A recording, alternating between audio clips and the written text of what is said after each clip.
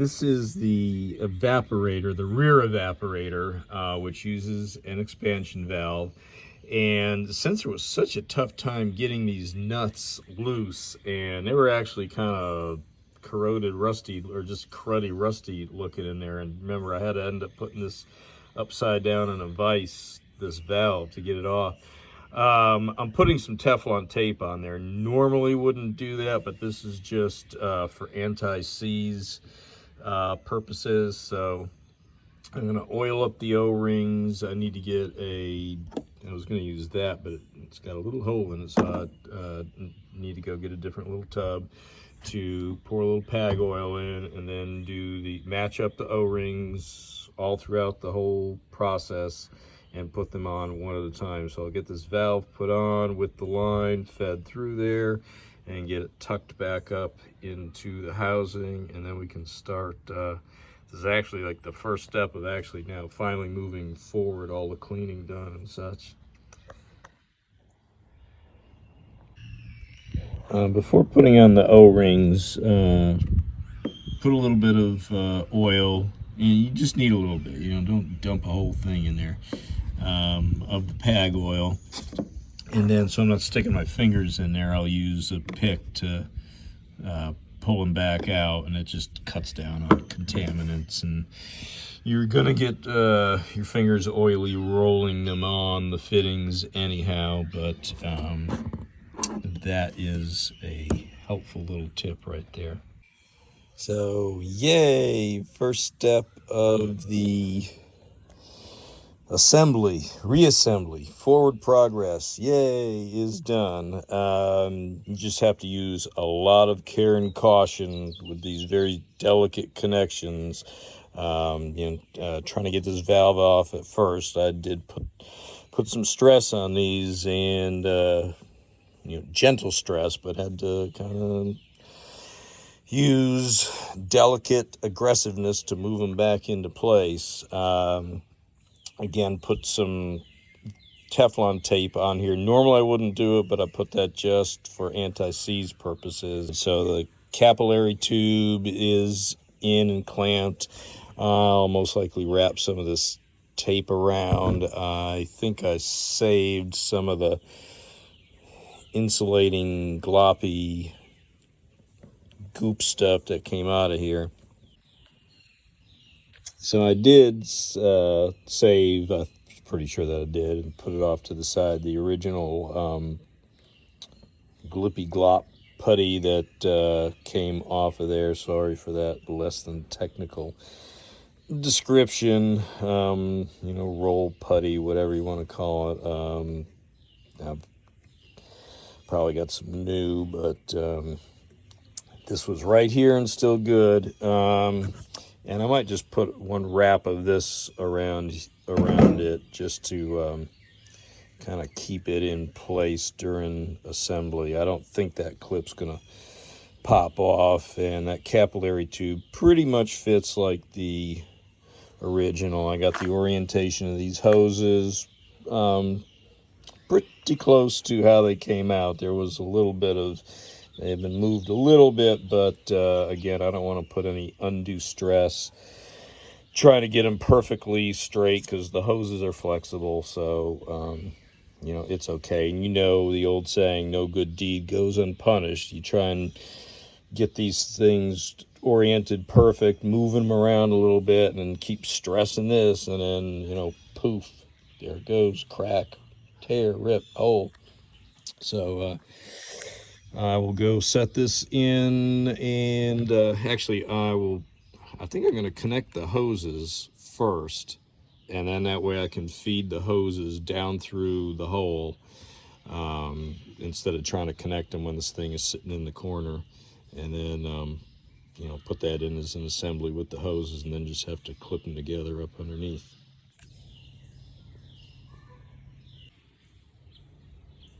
The hoses have been re-O-ringed, and again put the O-rings in the PAG oil, matched them up, put them in the PAG oil, and then used the little pick, which is over at my other little workstation, to roll them down. You want to do the least amount of stretching and rolling. It's best if you can actually slide them, but it's okay to roll them. But anyhow, put some tape around that putty, just to kind of help with assembly and such. So this is ready to go into the housing. I'll make sure it's clean in there, and then start putting this all back together. And then this is where it goes through the floor, and I'll just drop this through and then can connect them at the bottom as soon as I replace those O-rings. But I want to get it set in the rear housing. The evaporator is back in, as you can see.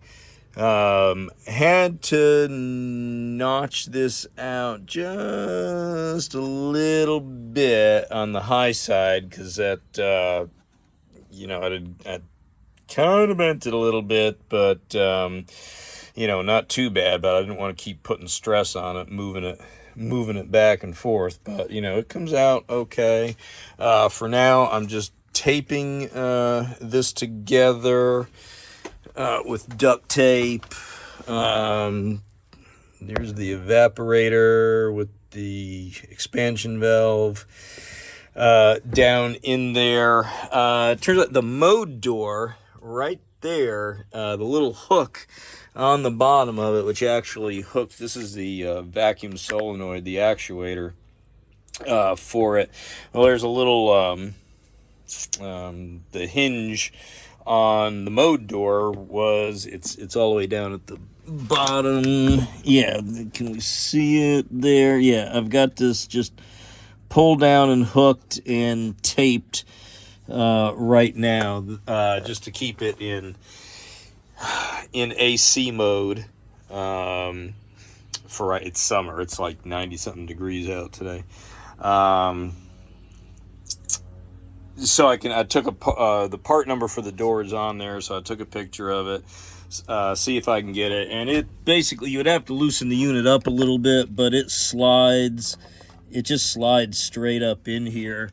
And then this right here forms the pivot for the hinge pins, which are like right there, I guess. Yeah.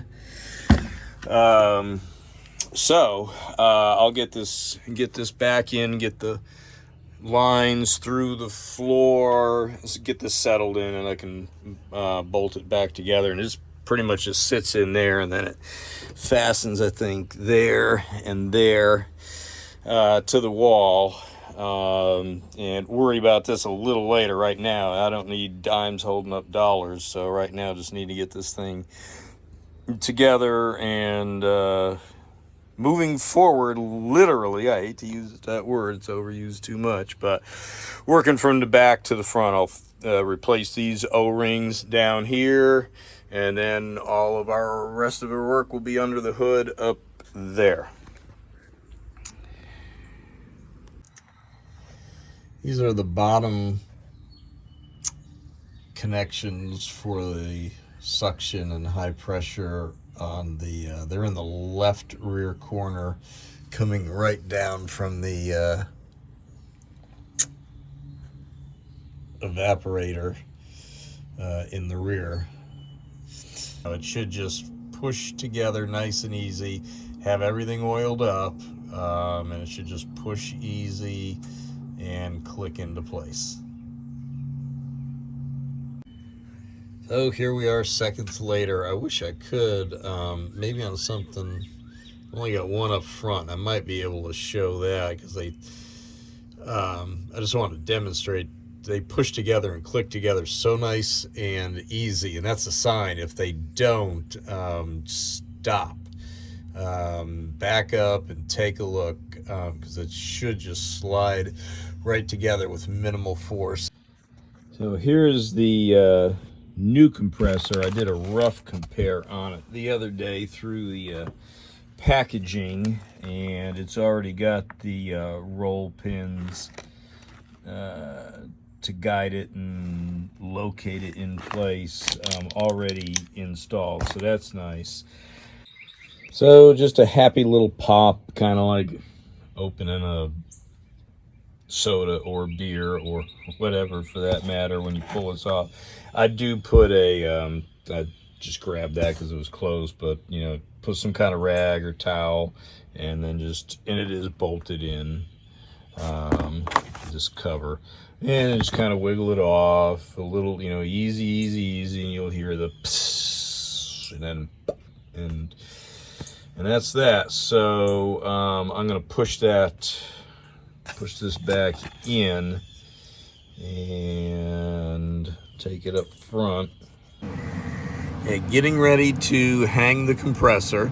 Anyhow, I put anti-seize, that stuff,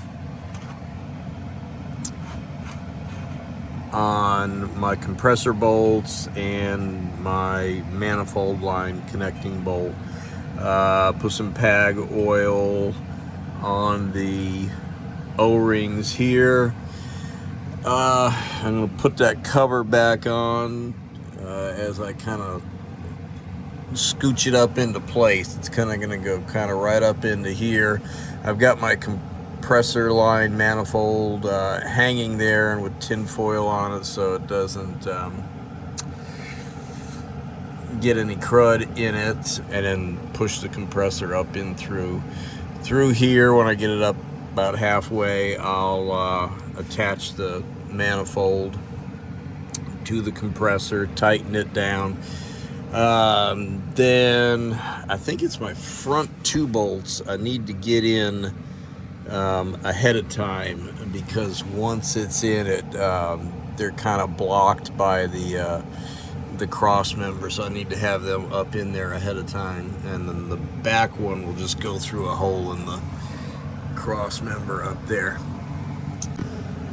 Okay, so I have the compressor up there resting comfortably. This, I believe, is probably the positive battery cable once the manifold's connected. And then when it's pushed back into place, I'll go ahead and put the oil in it at that point. I kind of want that done. Maybe just, you know, grab a bowl just to have it up in place, make sure all that stuff locates fine. And I just want to get that oil in there. If you get the compressor right into this area here, you can see you can get the wrench up on there. Now, in the perfect world, you know, you would torque this to the torque spec with this outside, but outside of the vehicle before you put it in. But you know, to do all that, you got to get the fan and the fan shroud out of the way. And if you have been doing it a long time, you'll know the length of wrench to use and can just feel the correct torque. The other thing, you know, make sure the manifold fits down there nice and easy. You're not pulling it in with the bolt. It should sit down flat on its own. Now, I've got small but strong hands, so I'm able to do a lot of this stuff. A lot of guys have bigger hands. Stuff like this is hard for them, but you know, I'm able to hold the thing in place, feed that bolt in, hold this still up against it, and finger tighten that bolt all the way down, so this is not going on crooked. You know, damaging seals or the manifold or anything else. Like I said, put the anti-seize on that to start with. So next, now that I've got that tight, I'll get these bolts in and slide the compressor back. I'll hook up my, let's see, which one's which. I think that's the one with the connector to the side. That's the knock sensor cable. The one where the keyway is on the other side is the compressor, so I'll get that on there. get all this stuff up into place, and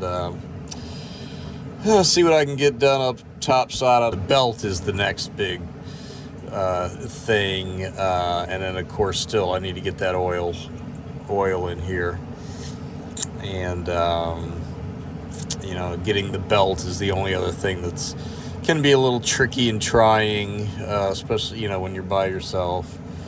It is handier with two people just to push that on. The water pump is probably the best last place to get the belt on, because it's the back side of the belt, the smooth side, so you get it around everything else and get it in position, then pull down on the tensioner and push the belt back over the water pump pulley.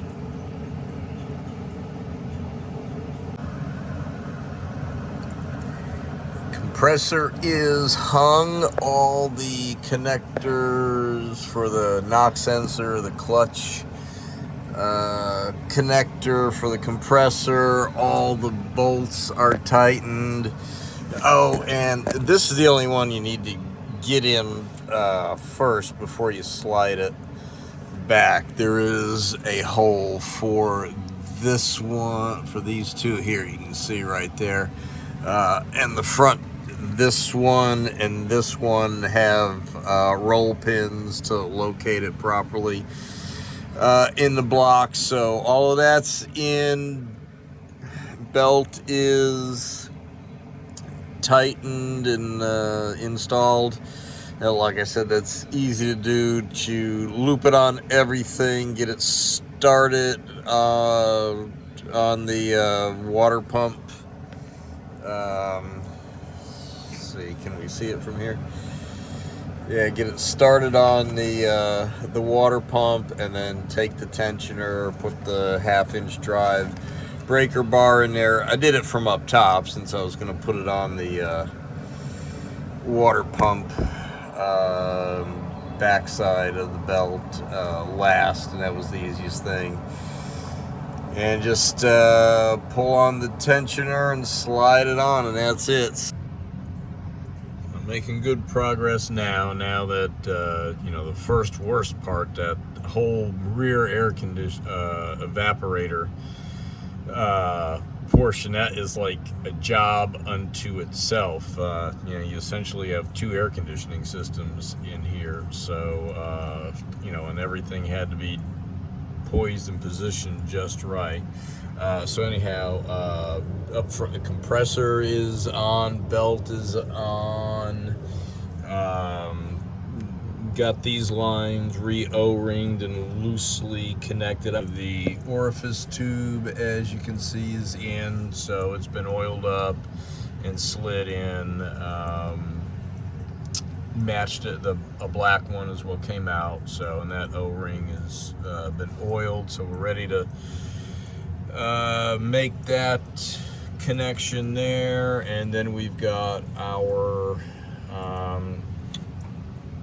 receiver driver, accumulator, whatever one chooses to call it. And oh, I had already, before I even put this in fact, I gotta connect that now that I'm here. I changed out that high pressure, where we are, there we are, high pressure switch before I dropped this hose manifold in, and the low one most likely goes on the I think it goes actually on the accumulator. Now, I meant to say in the last video, before I had this all connected, I filled the compressor with the another 10 ounces because it already had 3 and needs 13. Since this is a front rear unit. So anyhow, before this line was connected, I poured it all in through here. I put in one bottle of with the dye, you know, just in case, and then just 2 ounces of the regular stuff, the untinted.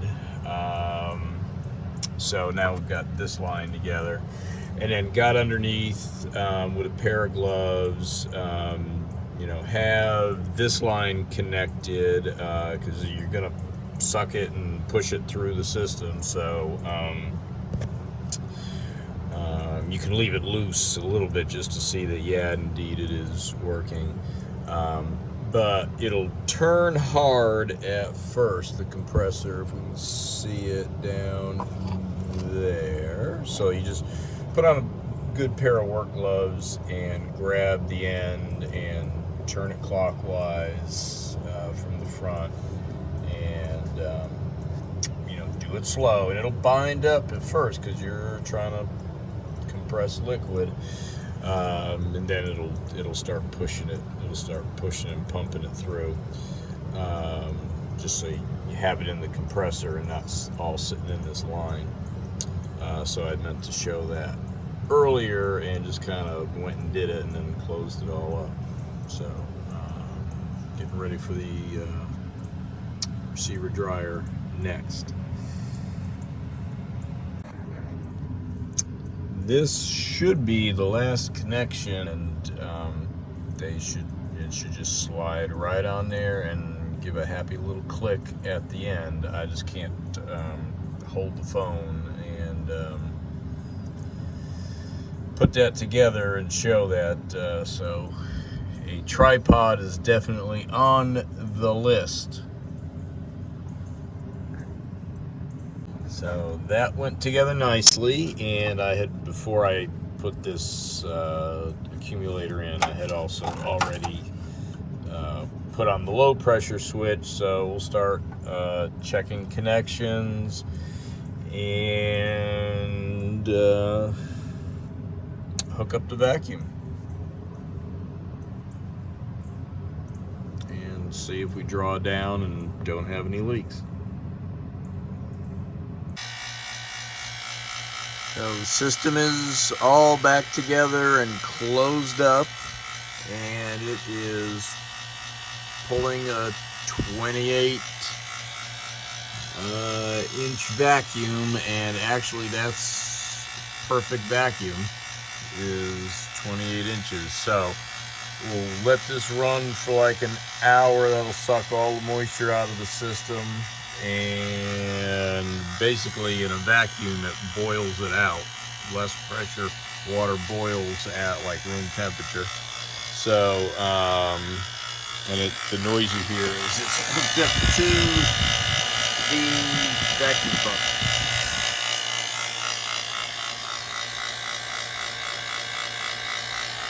So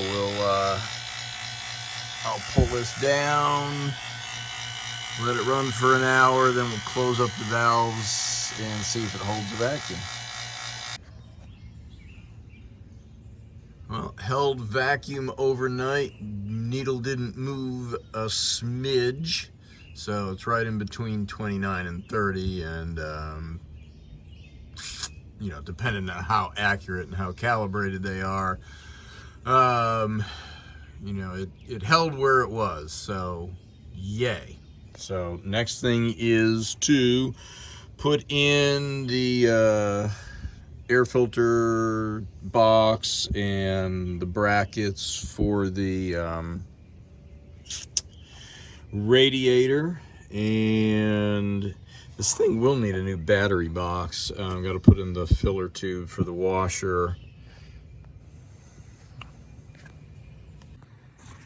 All clips and clamps and shrouds are back on the way, and all connectors connected for the mass airflow sensor. This thing can be a little bit of a, well, this was tricky to get lined back up. That plastic kind of twists out of shape a little bit. This guy, trying to get that round filter and this clip and clamp back on, not a lot of fun. You'll just have to come up with your own trial and learning method.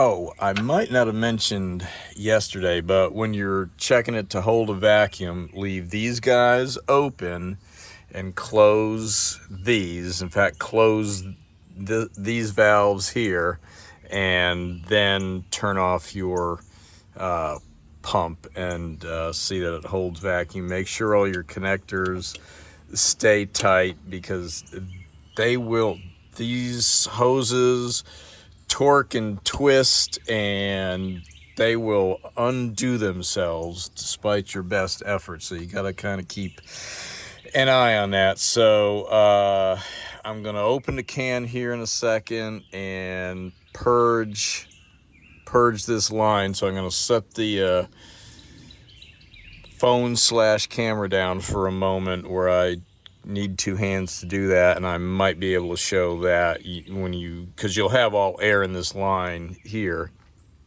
I keep pointing and then see that I'm not necessarily, my hand isn't in the frame, or I've moved off of what I'm trying to focus on. But anyhow, you open up the can and then purge it here to get whatever's in the line, the air pushed back out. And then we'll open this guy here and start to get it going into the system, and then we'll start it up. We're going to try and do as much as we can as a vapor. So ready to purge and get the air out of the lines. Remember to wear the safety glasses, safety goggles. I like these in particular just because they seal from all sides. So let's see. We can do this.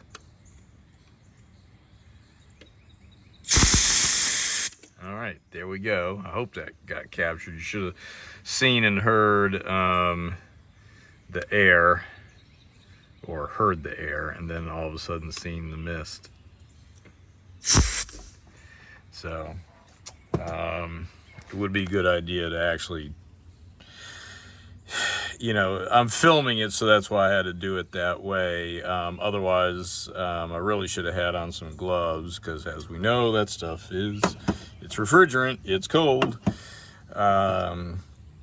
But I would have held the gauge with my hand and pushed it with something longer, a little bit further back. So, and it is okay for little puffs of 134A to, check your state regulations, but, just to purge a little bit out like that is okay.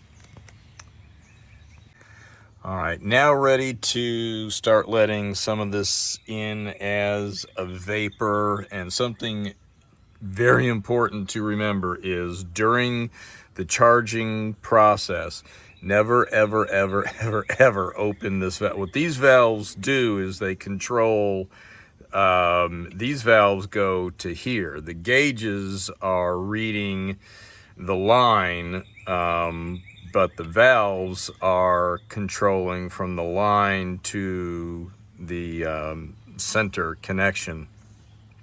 So during charging, never, ever, ever. I open them both up to vacuum, then you close them back down to see if it's held a vacuum. You're only going to be using the low side right here. Never, ever, ever open this while connected to the system with a can on or off, because it still could be hot and have 200, 300 pounds of pressure on it. So anyhow, let's go ahead and open slowly.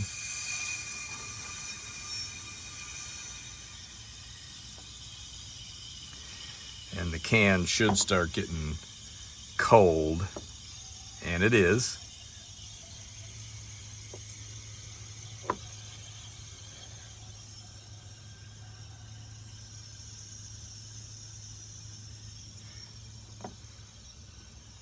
So with my goggles on, I can't really see the sight glass. If there's any liquid, in fact, I'll turn it upside down and see if we see any liquid come in there. But the pressure might be the same inside the system as in the can. So what are we showing, like 28 or so, 27, 28. So, you know, once it equalizes, it's going to stop pulling. So going to start it up now and see if the compressor will kick on and it'll start sucking it in. That can is still pretty full, and this will take a full, these are 12-ounce cans, it'll take 5 to do this, so that worked out well, because this is the front. This is a system with front and rear. Hey, we're doing pretty good. It is kind of warm out here. It is in the 80s. That low side pressure, I'd kind of like to see a little bit lower than it is, but the high side isn't getting too high, so you know, that's good, but they need a good difference between them to have the suction.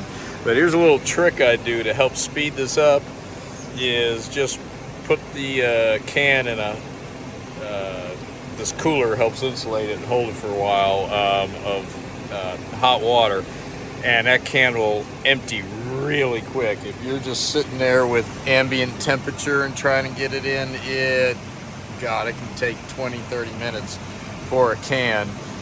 And it was like 47 degrees, 46 degrees coming out of the front vents, and the back ones were right around there too. Maybe not as good, but they're working. The high line's hot and the cold line's cold, so I need to keep up with this. I think I might be down to one more can after this.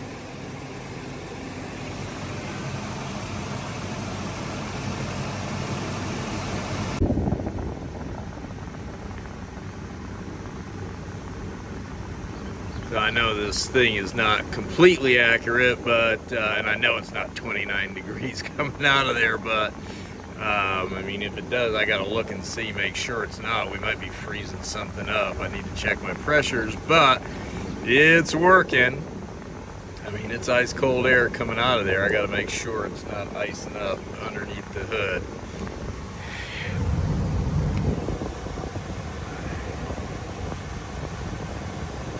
Probably need to get some air running through this.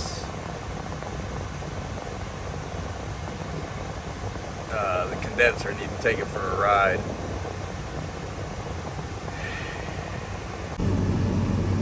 Well, we got water dripping from the rear AC, which I know it hasn't done that in a long time. What's it showing? Like 44 degrees on the suction line, and then, you know, the high side should be a lot hotter. Let's see.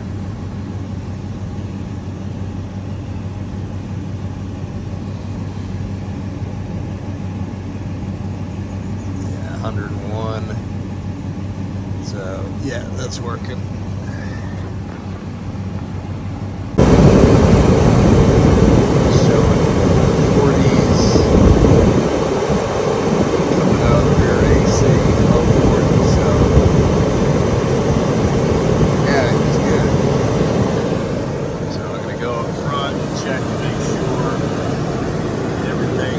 See that line sweating right there, suction line. Now I'm going to take a look at the gauges, make sure nothing's freezing up. Alright, so here's our pressures. I would like those to be steadier. They are wiggly jiggly a little bit, but proportionate to each other. The high side, what do we got? It's like 210 pounds with, you know, a 10-pound waver, and we're at like 45 with like a 1-pound waver on that. So and we're sweating up here, but not freezing. So I'm gonna go ahead and shut this down and take it for a ride. You know, just remember when you're doing this purge between every can, you should close your valve. When you hook up the 134A, make sure your valves are closed before you unhook the other one, and then hook up the new one and purge. I actually turned the can upside down so it just seems to work better to purge it that way. And then I set it in the hot water here, and whoosh, that can empties out right away. But remember to purge every time you change a can. Otherwise you'll be sucking air into it. So I'm gonna shut everything down and take it for a ride. Let's turn this on. Max AC. Turn on the back as well. And let's see what happens.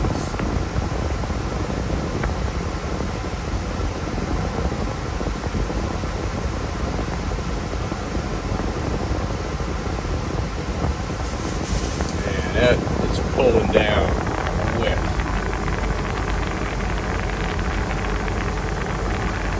Depending on how accurate this is, it's an old thermometer I used to use for my photography. So it's pulled it down 20 degrees in, 30 seconds, something like that.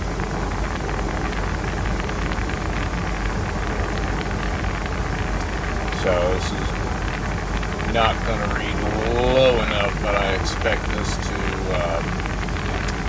go well below 50. Showing 40s, 48, so I'm going to drive it around and see what it does.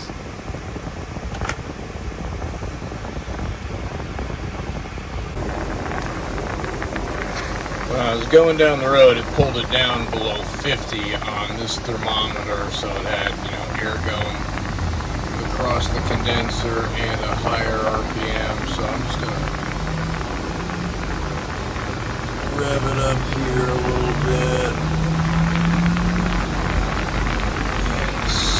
That holds it down also, and yeah, so we're like 1700 RPM. When I was rolling down the road, it went down under 50. I put my hand I was holding my hand over the thermometer, and it was, my wrists and fingertips are getting cold, so it's got to be well into the 40s that it's blowing. I mean, it is super comfortable in here. So I'm satisfied.